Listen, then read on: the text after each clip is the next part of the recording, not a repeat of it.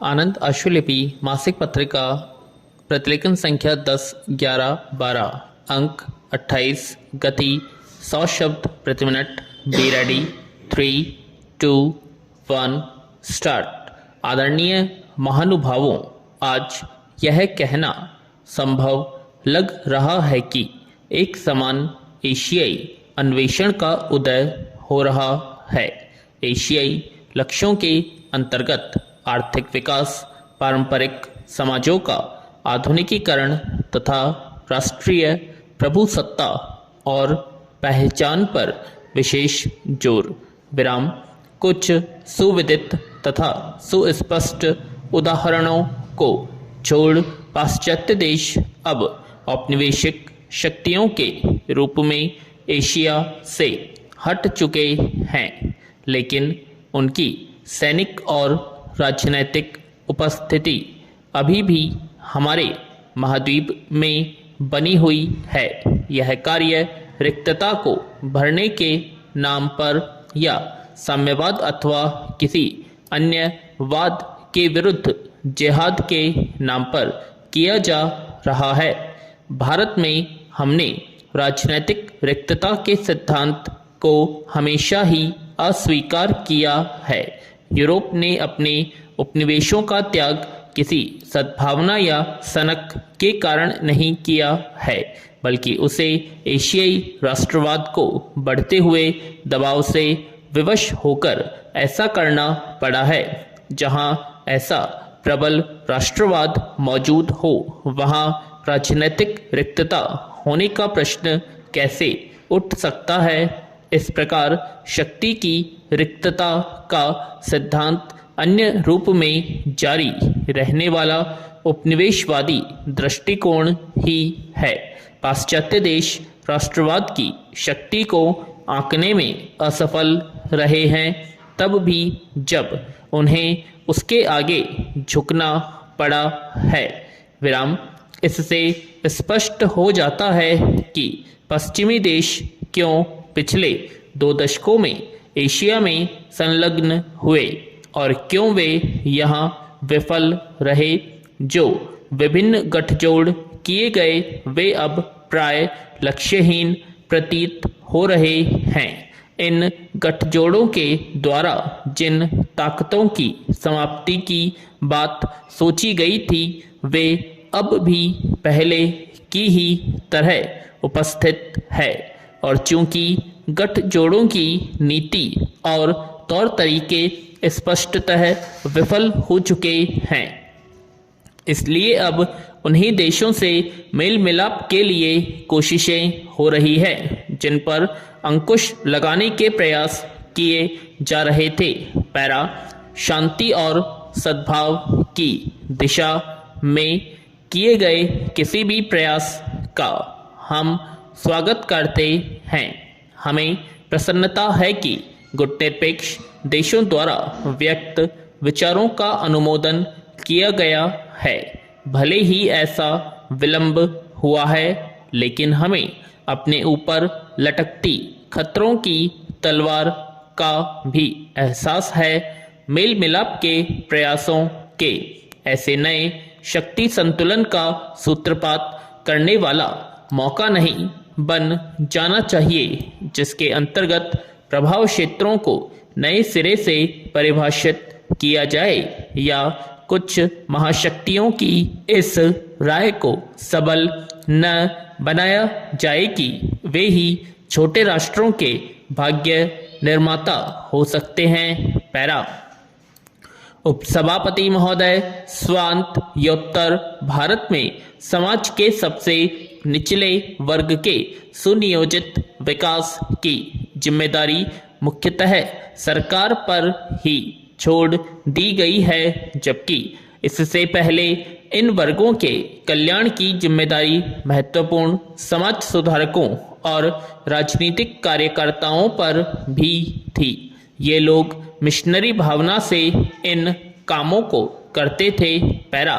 ब्रह्म समाज, आर्य समाज और रामकृष्ण मिशन जैसी महत्वपूर्ण स्वैच्छिक संस्थाओं ने किसी जमाने में समाज सुधार, सती प्रथा समाप्ति, विधवा विवाह वृद्धों की सेवा शुश्रूषा, अनाथ परित्यक्तता को शिक्षा और शरण जैसे कार्य किए थे, जो अब संविधान के प्रावधानों और कानूनों के कारण राज्य की समाज कल्याण जिम्मेदारियों के अंतर्गत आ गए हैं। विराम। आज इन कार्यक्रमों के अंतर्गत शारीरिक और मानसिक रूप से विकलांग लोगों, वृद्धजनों, मादक पदार्थों और औषधियों के सेवन के शिकार व्यक्तियों को, समायोजित लोगों, अनुसूचित जातियों, जनजातियों तथा अन्य पिछड़े एवं कमजोर वर्गों को रोधात्मक, विकासात्मक और पुनर्वास सेवाएं प्रदान की जा रही हैं।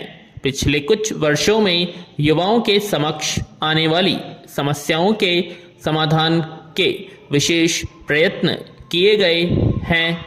विराम। पैरा। वृद्धजनों के कल्याण और पुनर्वास, मादक पदार्थों के उपयोग को रोकने और नशाबंदी जैसे कार्यों में लोगों को सामाजिक सुरक्षा प्रदान करने के लिए स्वयंसेवी संस्थाओं और संगठनों का व्यापक सहयोग लिया जाता है।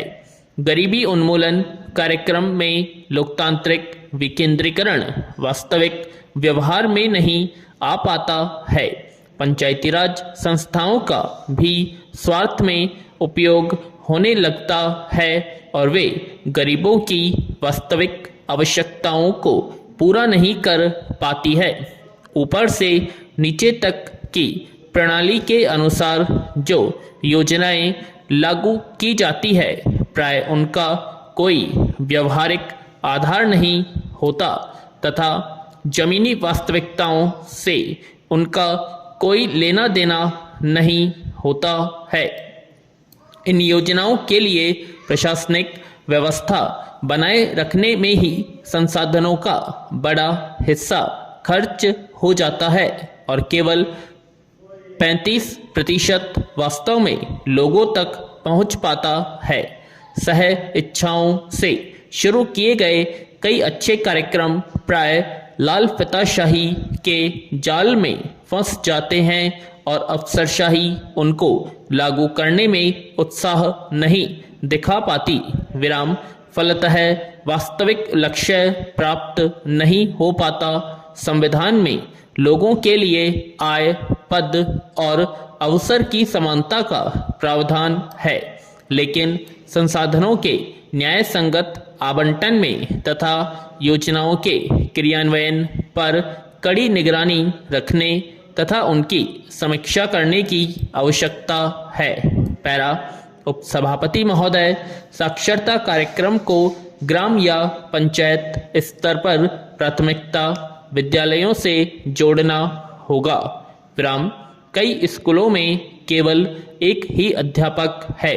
शिक्षा की सामान्य सुविधाएं तो दूर, कई स्कूलों में ब्लैक बोर्ड तक नहीं है। अध्यापक प्राय स्कूल नहीं आते क्योंकि वे स्कूल से बहुत दूर रहते हैं। शिक्षा की दृष्टि से पिछड़े राज्यों में शिक्षा की मूलभूत सुविधाएं जुटाने के लिए नई शिक्षा नीति के अंतर्गत लागू किया गया कार्यक्रम ऑपरेशन ब्लैक बोर्ड भी असफल रहा है, क्योंकि लोगों तक ये सुविधाएं पहुंचाने वाले प्रशासन में उत्तरदायित्व की भावना का अभाव था। विराम। अब गरीबों की मदद के लिए विश्व बैंक तथा यूरोपीय संघ के समर्थन से लागू की गई जिला प्रशासन शिक्षा परियोजना भी बेहतर क्रियान्वयन की मांग कर रही है। इस कार्यक्रम को प्रतिबद्ध रूप से लागू करने की आवश्यकता है। वित्तीय सहायता करने वाली अंतर्राष्ट्रीय संस्थाएं लैटिन अमेरिका, अफ्रीका और फिलीपींस को मदद करने से इनकार कर रही हैं, क्योंकि वहां की सरकार शिक्षा और स्वास्थ्य जैसी मूलभूत सुविधाओं पर खर्च कम कर रही है। जिला प्राथमिक शिक्षा कार्यक्रम उदारीकरण के फलस्वरूप स्थानीय सामाजिक क्षेत्र के प्रभावी करने के लिए लागू किया गया था। पैरा, यह 7 वर्ष की परियोजना है जिसके लिए 2% ब्याज पर ऋण दिया गया है, लेकिन इस बात पर विचार नहीं किया गया है कि 7 वर्ष के बाद क्या होगा। अनुदान से तो केवल मूलभूत ढांचा और सलाह का काम ही हो पाया है। इससे वास्तविक शिक्षा के कार्य में या शिक्षा सामग्री की खरीद में कोई सहायता नहीं मिल रही है। इससे वित्तीय रूप से अध्यापकों की सहायता भी नहीं की जा रही है ताकि उनमें शिक्षा के प्रति उत्साह जागृत हो सके। वास्तविक आवश्यकता ऐसे अध्यापकों की है जो छोटे शहरों, कस्बों तथा गांवों में जाएं तो ग्रामीण, अर्ध ग्रामीण क्षेत्रों के अध्यापकों के साथ काम करें, पाठ्यक्रम में सुधार करें, पाठ्य सामग्री को समृद्ध बनाएं, अपने अनुभवों का लाभ उन अध्यापकों को दें तथा स्कूल में अच्छी किताबें तथा अन्य संसाधन सामग्री जुटाएं। विराम। अब सलाहकार अपने को उनसे जो वहाँ वास्तव में पढ़ाते हैं। विराम।